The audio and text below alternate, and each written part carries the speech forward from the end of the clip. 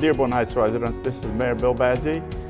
We're doing another episode with Meet the Directors. Today we have our CDD director, Lielle Saad.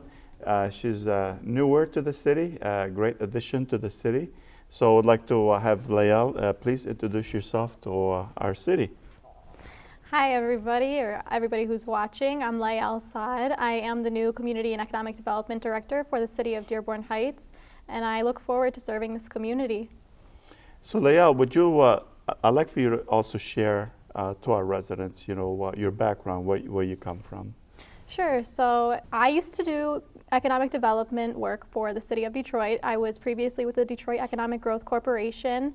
I initially started in marketing and communications for their small business development organization for the Motor City Match team, and from that I fell in love with economic development, and I was sort of everywhere.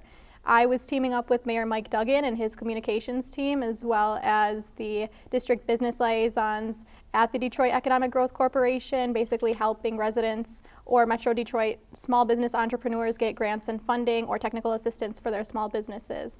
Prior to that, I was with Blue Cross Blue Shield of Michigan, and I was an intern with their ethics and compliance department. Okay. Well, that's good. I saw Mayor Duggan not too long ago, so he wasn't too upset with me for stealing you from Detroit, so that's a good sign. It's a good thing. So I know you've been there a short time. You've had, I know you mentioned some of the stuff, some of the challenges when you walked in. Everything was like paperwork everywhere, Yes. Documents everywhere. So I'd like for you to tell the residents like some of the things that you saw, like when you got there. Some of the issues, concerns. So upon walking in, the first thing that I noticed was, yes, a lot of paperwork, a lot of documentation. It was very old school walking in, and the first thing that I said was, I want to digitalize everything. I want to make sure that things are in the hard drive as well as on the computer as well. We can start using OneDrive, we can start utilizing Microsoft, things like that, to make sure that we have a digital copy of everything that we print out. I would prefer not to waste as many trees, and also it saves a lot of space for us as well. There was also a huge communication barrier between my department and the rest of the departments, because we are a bit isolated from City Hall, since we are at the Berwyn Center. I wanted to close that communications gap and make sure everybody knows that we are one city. We all work together because we have the goal of helping the community and the citizens and residents of the city of Dearborn Heights. Yeah, I noticed when I walked in, is the same thing as you mentioned. Paperwork is everywhere. Mm-hmm. That's pretty much what happened to me when I first walked in here. I think there was paperwork almost 6 feet high on the table. So it took us actually months to be able to grab some of these documents and Mm-hmm. scan them. So that's some of the stuff that we're trying to do as a city, trying to utilize technology, be able to pay things online, just have everything online instead of, like you said, we hate to kill trees. Right. And so based on that, some of the, I'd like to find out like exactly what are your goals, like spent the time that you spent already? What are you looking to do, or what is your goal for that department?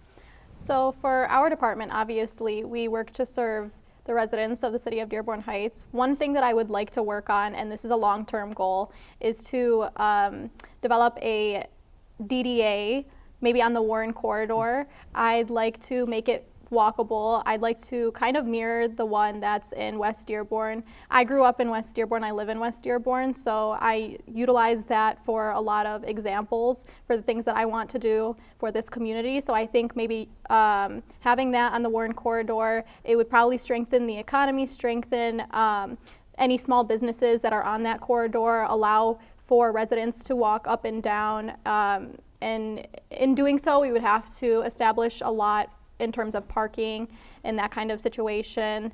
But I think it would be tremendous for the economy in the city of Dearborn Heights. I also hope to, also on Warren, figure out the streetlight situation. Figure out the streetlight situation, fix those up, just make it overall safe and walkable for the residents. Yeah, so that's some of the stuff that we're looking at. It's a good point you brought up. Mm-hmm. I know this is it's been a thought of mine for a while, but I never had somebody like you, come in. Actually, yeah, we're gonna do this. That's going to be your objective. And especially Warren, we have a golf course. It's going to be the jewel of the city. A lot of money is being invested by the Issa brothers, trying to make sure that it is going to be one of the best golf courses in the state. And also, you got a banquet hall. It's going to be 3 times the amount what it was before. So that's one of the great idea, to bring in residents to come in and also utilize the golf course. The restaurant that's going to be in there, the coffee shop's going to be in there. So that's amazing. That's great news for the residents, and also for Warren. It's going to look good. And I know you have a great vision, and that's why you're here. That's why we brought you here. So with that, a lot of residents don't know what that department does, and I know that you guys help certain individuals. I'd like you to touch base on that to see how you can help certain residents or senior citizens.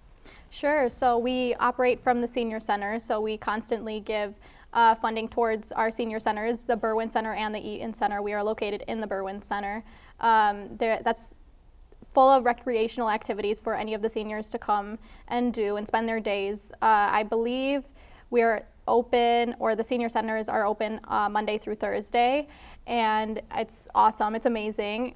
We also look for funding for low to moderate income neighborhoods, to anyone who has any home, facade improvements that they may need, like their porch, their roofing, like any issues that they may have. They are more than welcome to apply to our housing rehabilitation program.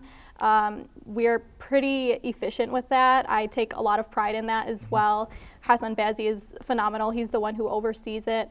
So we have our housing rehab program, and also we're working on flood mitigation currently, partnering with those who are working on the Ecorse Creek mitigation, as well as FEMA. We're working on acquisition and demolition project. So, because flooding is such a problematic thing in the city of Dearborn Heights, especially on the south end, we want to try and mitigate that and control that. So we've been working for a few years on that as well.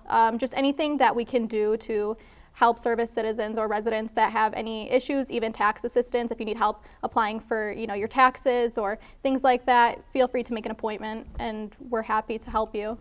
Yeah, so you mentioned the FEMA grant. I know that we just recently, the city was approved for a grant.